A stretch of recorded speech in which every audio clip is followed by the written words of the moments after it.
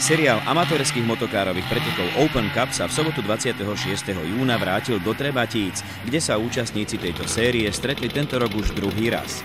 Podujatie sa opäť nieslo v znamení krásneho letného počasia. Počet štartujúcich blížiaci sa číslu 60 konečne naplnil očakávania organizátorov, ktorí sú presvedčení, že na Slovensku je dosť záujemcov o takéto preteky, v ktorých môžu prejaviť svoje jazdecké ambície aj pri znížených nákladoch na techniku či celý seriál. Program ako vždy rozbiehali najmenší, tentoraz ich vo výsledkovej listine figuruje až 12, čo je na triedu junior 60 vyslovene optimistické číslo.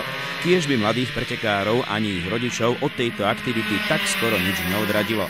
A hádam náladu týmto deťom nepokazilo ani to, že najlepší môže byť len jeden, alebo povedzme traja. Tento raz to bol Matija Miller, Pavel Miller a Radim Maček.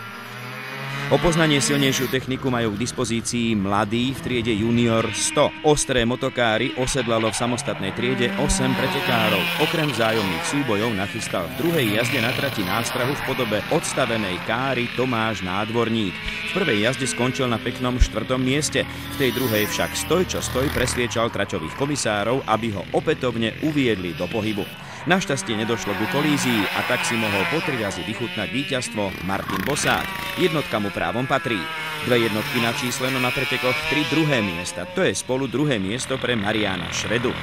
A po 3 razy tretí a na záver takisto tretia priečka, to je zisk pre pretekára s číslom 37 Michala Kostku. V triede Rotax Max dostali štartujúci ako napríklad Marek Chromý silného konkurenta v mene Matej Homola, jazdec slovenského šampionátu, ktorý si podobne ako jeho licencovaní kolegovia prišiel zatrénovať medzi amatérov Open Cupu. Matej bojoval nielen s Marekom Chromým, ale aj rýchlym Matúšom Turicom, ktorý vedie seriál. Uvidíme ho s číslom 35. Práve ten sa dostal v 2 z celkovo 3 jazd na druhé miesto pred Mateja. Vyhral teda Marek Chromý po 3 víťazstvách, druhý skončil Matúš Turic a po 1., 2. a 2 tretích miestach patrila tretia priečka na stupňoch víťazov mladému Homolovi. Ako teda hodnotí podujatie seriálu, ktorý navštívil doplnkovo len ako host? Konkurencia sa tu zišla celkom dobrá, na to, že to je hobbyk pohár a sme bojovali asi 4 v 2 desatinách, takže to bolo celkom napínavé. A ako si vysvetľuje, že štartoval v úlohe favorita, no nakoniec toho bolo až 3. miesto? No vysvetľujem to tak, že sme išli keby tréningov motokáru, keďže tam je B-čkový motor z minulého roku a sme nechceli zbytočne mrhať technikou tohto ročného. A myslím, že starý motor splnil svoj účel a sme potrenovali dobre. Open Cup dáva príležitosť rovnocenne súťažiť aj tým, ktorí sa dobrovoľne hlásia do kategórie senior. V prípade fyzicky náročného motokárového športu je touto hranicou 40 rokov, no výkony týchto mládencov netreba nejako podceňovať.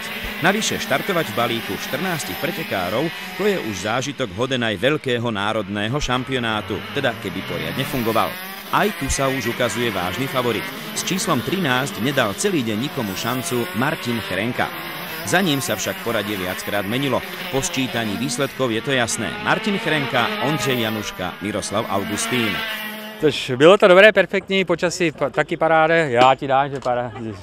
Jako dalo se to, no, jako trošku technika, jako už je taková starší, ale jako jsem spokojený s technikou, jako dobré. Aj závody perfektní, jako je to, každopádně je to perfektní, že něco se takové pořádá, aspoň se můžeme někde vyblbnout a tak, jako je to super, jako no.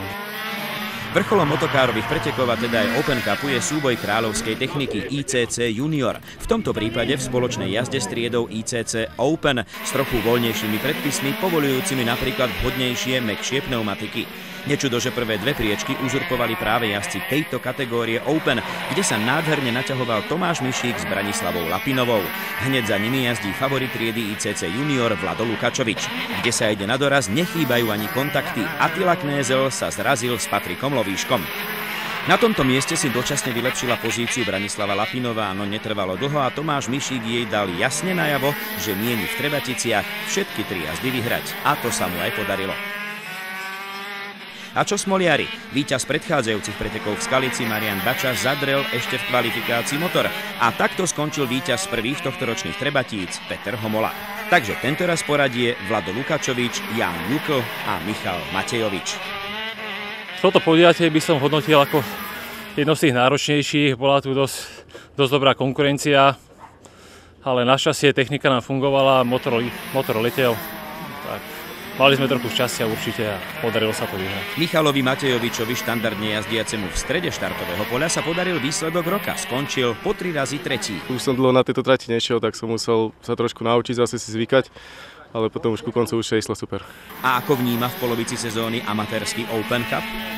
Ja si myslím, že je to super, lebo my začínajúci jazdci asi na také vyššie súťaže nemáme a je to tam škoda brzdiť tých rýchlych pretekárov, takže treba sa niekde začať, niekde sa naučiť a tí zase s tou slabšou technikou, aby tiež mali možnosť sa niekde ukázať.